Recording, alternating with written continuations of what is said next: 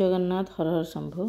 आज आम आलोचना करवा षष्ठी ओषा बा षठी ओषा पर्व विषय। ओडिशार विभिन्न अंचल अनेक प्रकार स्थानीय बा आंचलिक पर्वपर्वाणी पालन हुए। एमिति एक पर्व होची षष्ठी ओषा बा षठी ओषा। अविभक्त पुरी और गंजाम जिलार यह एक मुख्य पर्व। बाली तृतीया ठारू आरंभ हुई षठी ओषा प्रस्तुति। जेतेबेले पोखरी कूलू कंचा माटी आनी घरे रखा जाए। एही माटीरू गणेश चतुर्थी चतुर्थी माँ तैयारी करती दुईटी माटी कंढई जुगल मूर्ति। गोटे थाए स्त्री कंढई ग्राम देवती, आउ गोटे पुरुष कंढई स्थान व थानपति। सुंदर भाव तैयारी होइतिबा ए कंढई सरिष नहले बिरी आखि करा जाए। पुरुष कंढई माटी पैता करा जाउथिबा बेले महिला कंढई माटी माली सांग को उभयर नाक पाटी बेस निपुण भाव में तैयारी होई खरारे सुखाइबा छाड़ दिया जाए। यापर षठी ओषा दिन सकाळु षठी ठाकुराणी को पीढ़ा उपरे हलदी कना पकाई स्थापित करा जाए।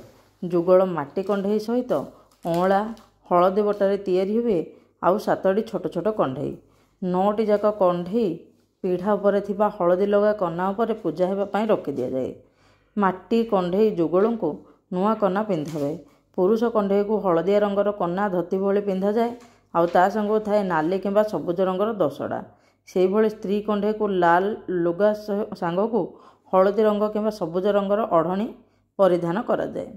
षठी ओषा सकाळु आंब ओलुओ बणसारू ब्रजमूली बरकोली अँला और मल्ली आदि 7 प्रकार डाल को एकाठी कर हलदी लगा कनारे बेड़ा करी बंधा हुए। आ बंदाण थाली रे दुब बरकोली पत्र फूल और हलदी बड़ा चाउल सांगरे रखा जाए। षठी ठाकुराणी को पाखरे दीप जलु थाए। आउ गोटे जगार बढ़ा होइतिबा अतुईटी भोग भाव में चाउल मका सारू भेंडी कषी जह्नी कषी नड़िया इत्यादि इत्यादि। सकाळु गाधई सारी सफा पैंट सार्ट पिंधि सबु पिला माने जण पर जणे बंदाण पाई बसंती। हाथ में धरी दि जाए सरू चकुली पिठा और लड्डू एवं हुड़हुड़ी सांग को मुंडर पड़े दुब बरकोली पत्र हलदी बड़ा चाउल। बंदाण पर डाल बिड़ारे पिठी रे बसे 7टी प्रहार। प्रथम 6टी धीरे धीरे प्रहार होउथिबा बेले ब्रज पहाड़ कहुवा सप्तमटी जोर पड़ी थाए। यापर घरे पिठा अटगाड़ी खाई संपर्कीय वो अन्य किछि घर को पिला माने जाई बंदाण होइथांती ओ सही समान धारारे। एही बंदाण पछरे विश्वास रहिछि जे षठी ठाकुराणी पिला मानक शरीर को वज्र भली सुरक्षा देइथांती।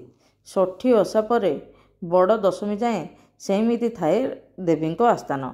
बड़ दशमी दिन बढ़ा जाइतिबा अतुटेई को गोटे नहीं बड़ पिठा करा जाए। एही अतुटेई पिठा घर मध्य ही खाइबार विधि रही जा एरुंडी नहीं बाहर को जाए ना। जदि बड़ दशमी शनिवार पड़े तेबे परिवर्ती दिन यही पिठा होता है। एथि सहित कंढई समते सब जिनस एकाठी पानी रे विसर्जन करा जाए। पिला दिने कंढई तैयारी हेबा बेले माटी चकटी खेलिबा घर घर बंधाण पिठा खाइबा और शेष में अतुईटी पिठा खिया और विसर्जन सबकिछि बेस रोमांचकर अनुभूति। वर्तमान सहर में माटी कंढई स्थान में अनेक हलदी बटारे तैयारी षठी ठाकुराणी को पूजा करी विधि रक्षा करथांती।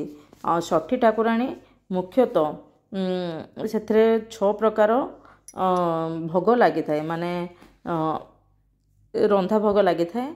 आउ जनरली संतान मानकर सुरक्षा पाई षठी ओषा पर्व पालन हुए। हर हर शंभु।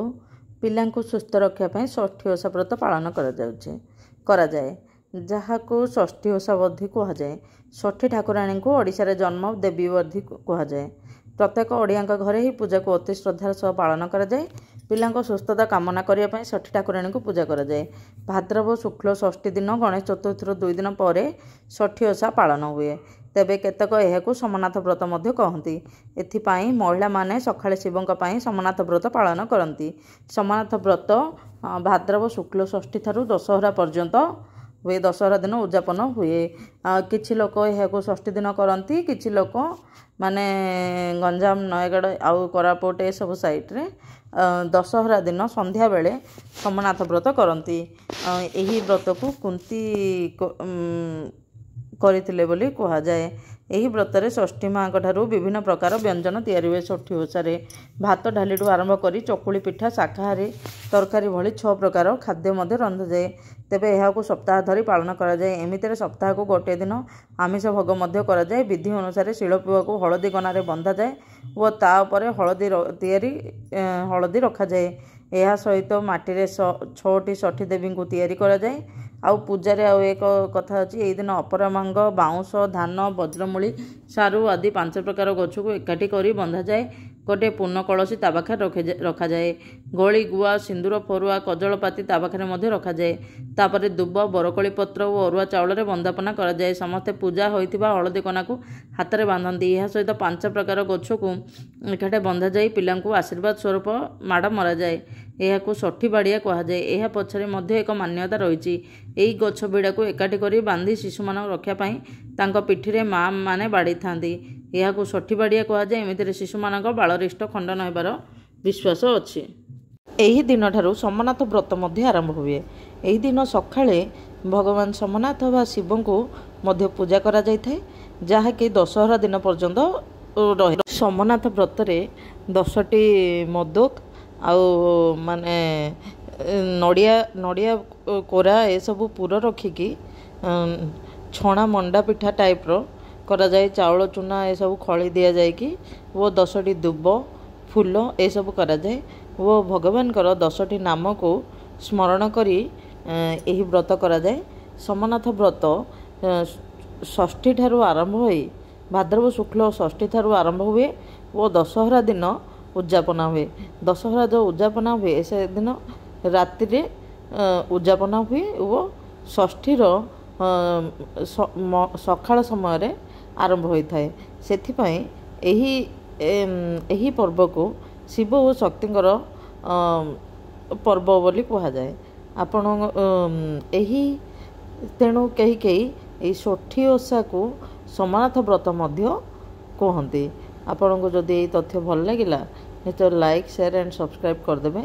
କମେଣ୍ଟରେ ଜୟ ଜଗନ୍ନାଥ ହର ହର ଶମ୍ଭୁ କହିଦେବେ। ମା' ଷଷ୍ଠୀ ଦେବୀଙ୍କ ଦୟାରୁ ସମସ୍ତ ସନ୍ତାନମାନଙ୍କୁ ଖୁସିରେ ରୁହନ୍ତୁ ଓ ନିରୋଗ ଜୀବନଯାପନ କରନ୍ତୁ। ଜୟ ଜଗନ୍ନାଥ ହର ହର Shambhu. Please like, share and subscribe to my channel. ଜୟ ଜଗନ୍ନାଥ।